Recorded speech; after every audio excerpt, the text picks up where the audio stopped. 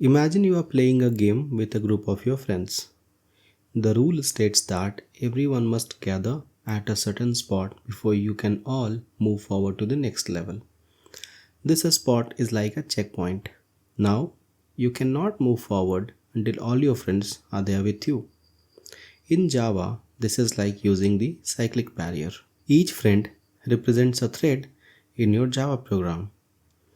When a thread reaches the checkpoint, it calls await method on the cyclic barrier.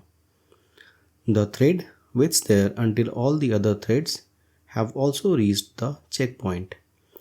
Once everyone is there, the barrier is stripped and all threads can move forward. Now let's have a quick code demonstration using which we will understand how we can make use of the cyclic barrier in our Java program. So to demonstrate the cyclic barrier, let's create a class. I'll call this as multi-stage tour.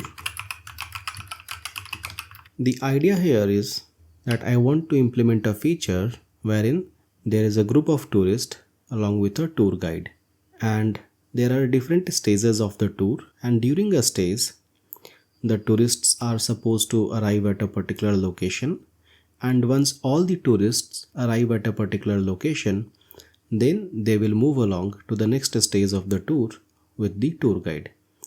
So this is what we are going to implement overall. This is a small simulation to demonstrate the cyclic barrier uses. So let's implement the same. So first let's have the member variables. First we will have the number of tourists. So let's call this as public static final int.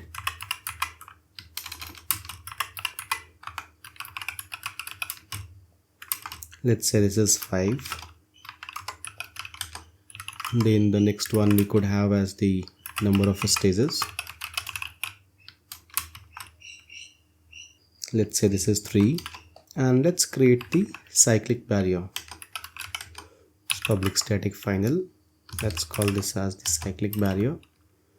Let's call this as barrier and new cyclic barrier. So cyclic barrier does accept a number, which is going to be the count on the basis of which it's going to maintain that how many threads have returned to the barrier point. So let's provide the same. And meanwhile, let's also check the other options that we have. So one option is this constructor. There is another constructor as well, which is giving us the integer value that we are supplying, the parties basically, and along with that we could also supply the barrier action. So what is the barrier action? So the barrier action is the command to execute when the barrier is stripped, or null if there is no action. So I think for demonstration purposes, let's include a small action for this. So let's provide a runnable here.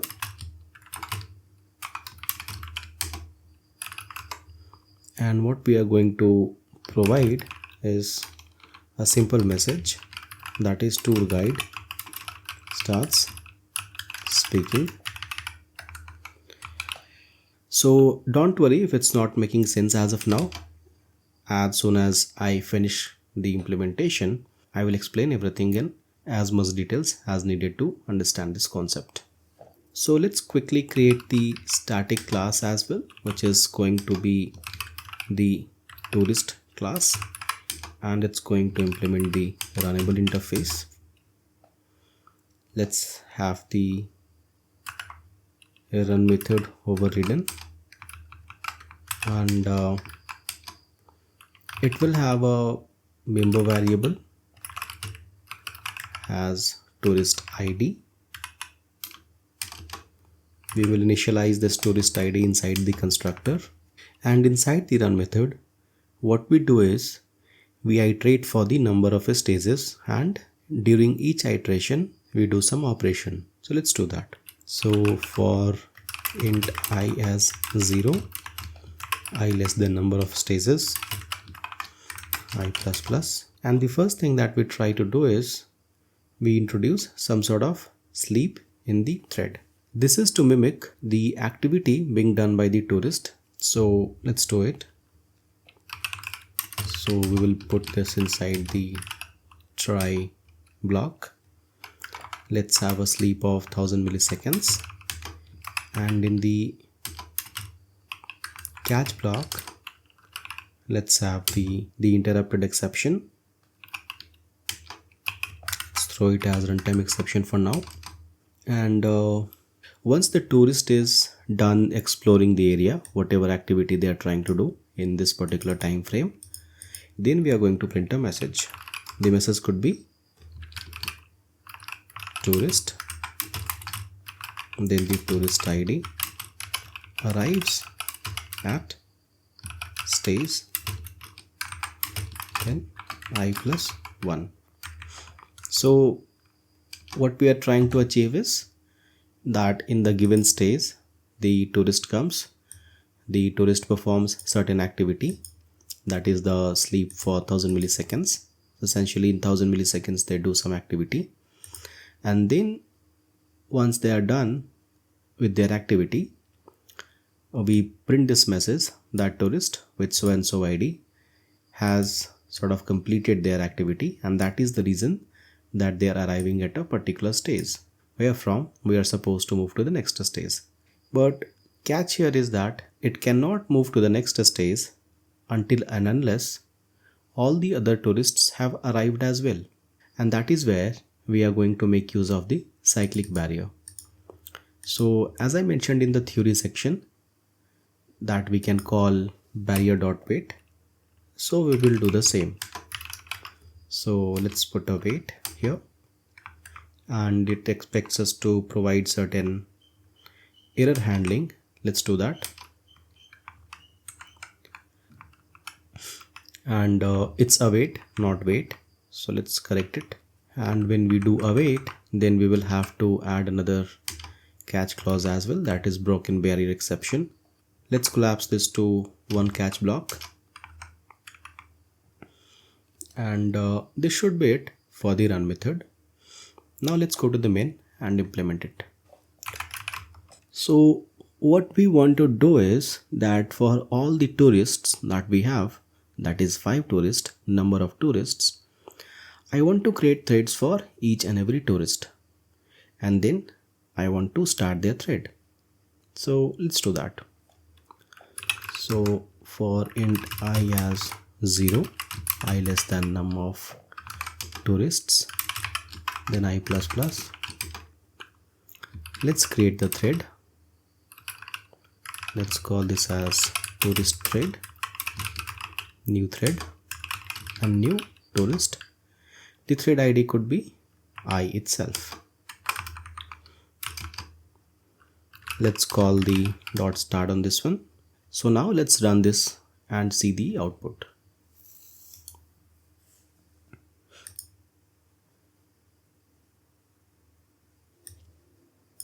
So here is what we are seeing. There is a delay of 1 second, and during that 1 second, all the tourists are there doing their activity, and they are arriving at stage 1. So once all the tourists have arrived at a stage 1, that is 0, 1, 2, 3, 4, then the tour guide starts speaking, and assume that this is the instruction about the next stage of the tour, right? And again the similar thing happens, wherein the tourists go to the second stage of the tour and they do their activity, and then the tourists arrive at the stage 2 before progressing forward for the next stage. And the same thing happens here as well. And since we have just 3 stages, this is where the tour stops. But the key thing to note here is that till the time all the tourists have not arrived, the tour is not progressing to the next stage. So essentially the tour guide or the tour group is sort of waiting for the time being until all the people in the group have arrived to a particular point, to a particular checkpoint. So that is what we have implemented here. Let's go through the code once. So first we start by initializing the number of tourists and number of stages, and we have a cyclic barrier. It's accepting 2 things. One is the number of parties involved, that is the number of tourists. So it's going to track 5 tourists, the 5 tourist threads.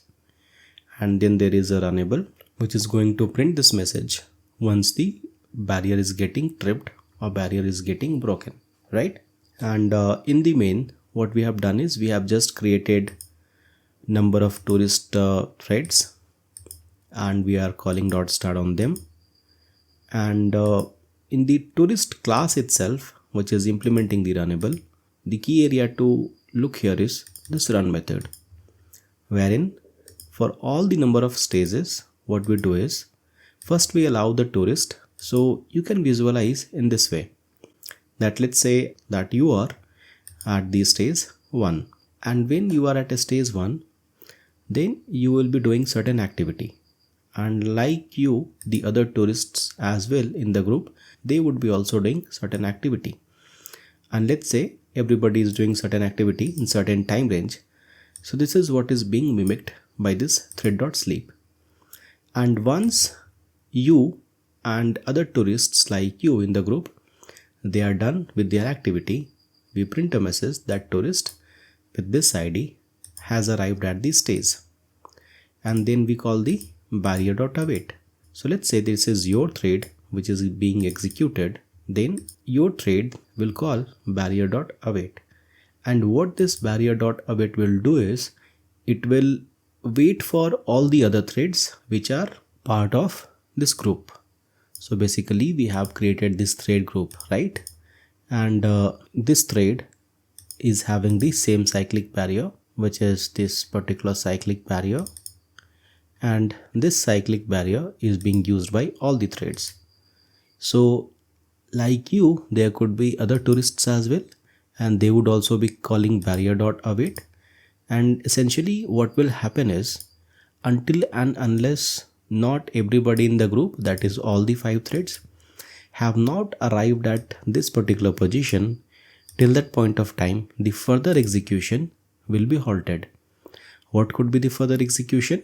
It could be anything. So this is the way in which this is going to work, and in this way we can make use of the cyclic barrier in our code. Please note that once the barrier.await is reached and once the barrier is broken, the barrier gets reset on its own. You don't need to do it explicitly or manually. So the barrier count is again initialized or reset rather with the initial value that you have provided, which is 5 in this case. So you could use it for the next round. So that's about the code demonstration. Now let's learn about how does cyclic barrier work under the hood. Under the hood, a cyclic barrier uses a combination of a counter and a condition to manage the waiting threads. When you create a cyclic barrier object, you specify the number of threads that must call the await method before the barrier is broken. Each thread that calls the await decrements the internal counter of the cyclic barrier. If the counter has not reached 0 yet, the calling thread enters a waiting state. So let's say the calling thread is you and you have called barrier.await, but what the cyclic barrier finds out that this internal counter is not reached 0 yet. So let's say to begin with it was 5 and then you called it, so it became 4. So it's not 0 of course. So what happens is you go into the waiting state, and when a specific number of threads have called the await, the barrier is tripped. So let's say that after you, other 4 threads came in and they also called barrier.await, and eventually the value of the count, internal count, became 0. So at this point all the waiting threads are released and they can proceed with their execution. So that is where all the waiting threads, that is you and the other 4 threads, will be released. They will be notified that they could come out of the waiting state, and after the barrier is stripped, the internal counter is resets to its initial value and the barrier is ready to be used again for subsequent synchronization points. This reusability distinguishes cyclic barrier from the countdown latch, which cannot be reused once the count reaches 0. So this is pretty much about the cyclic barrier and the way in which we can use it, and we also learned about how does it work internally under the hood. So that's all about the cyclic barrier.